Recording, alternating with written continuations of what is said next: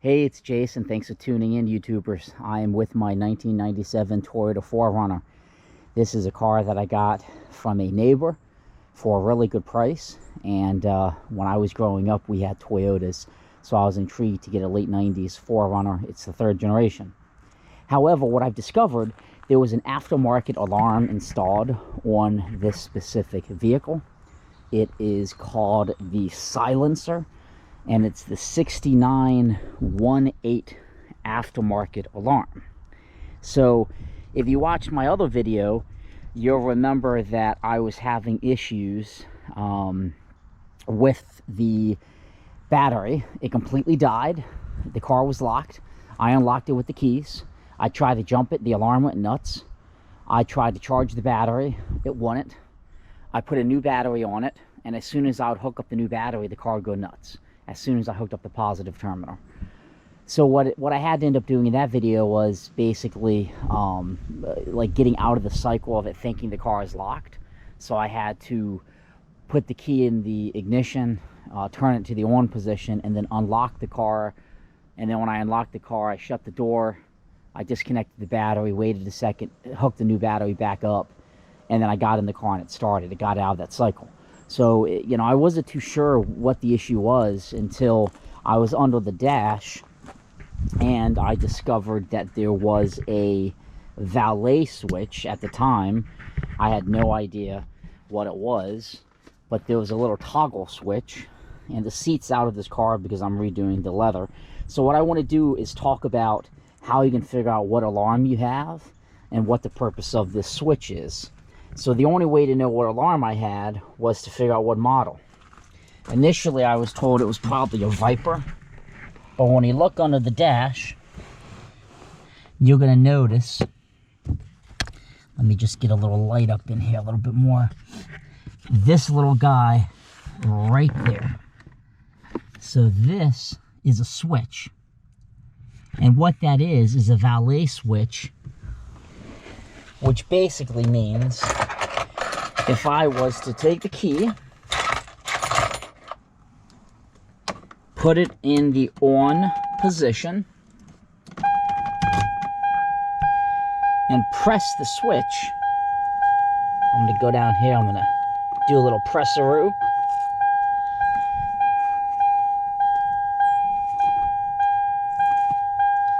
Actually, you have to start the car. That light is off. But if I go down here and press it, you can now see the light is on. This means the car is in valet mode. It means the alarm is disabled. It means that I could give somebody the key. In theory, I could valet it, and I could give it to a mechanic, and the alarm would never go off. The only way the valet switch will work is if you start the vehicle with the key and hit the switch.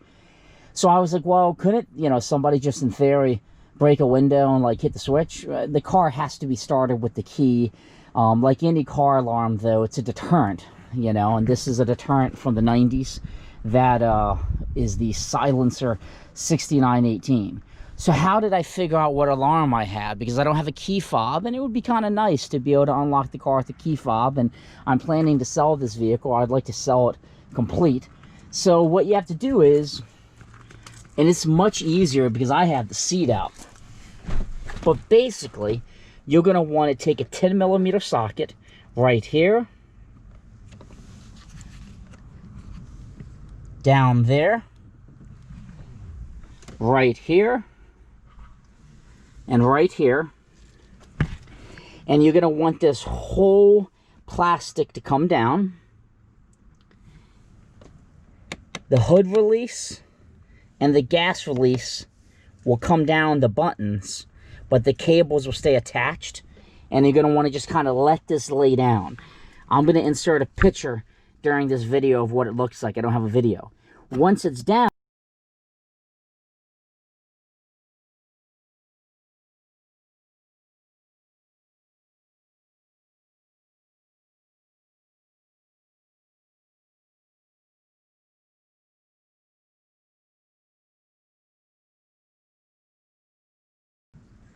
and this black box that I just showed with the picture is the actual device, the transmitter and whatnot that kills the vehicle from starting.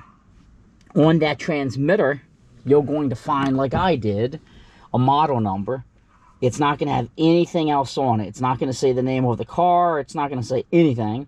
I should say the name of the manufacturer. It's just going to have a model number of the alarm.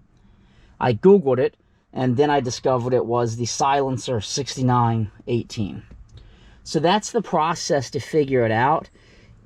A few tips when you remove this. When you put it back, there's going to be a little tiny sleeve that this like pushes into, and this pushes into, and then the top plastic tabs will just go underneath, and then you're going to want to tighten everything back up nice and tight. So that's the process that I went through to determine what alarm I had. That is the valet switch on this 97 Toyota 4Runner. And I hope you have found this video somewhat helpful. If you don't want a replacement fob, I found them for $49 online. Then, you know, you don't particularly need to maybe even keep the alarm. You can just disable it or remove it completely. In my case, with the key fob, you have to use that valet switch to program the new key fob for the alarm. So if you don't have a valet switch, you probably don't want to order a fob, because every instruction I found says you need to put it in valet mode to do this. Again, this is a 97 Toyota 4Runner. This is Jason. Be sure to check out my blog, jams.net. And that is the kind of the outcome of the alarm issues I were having, because when I locked the vehicle, boop, and I hit the lock keys, the alarm's engaged. When that battery died, it sent me down this whole path of even determining I had an aftermarket alarm. Thanks for watching. Check out the blog, jams.net. See you later.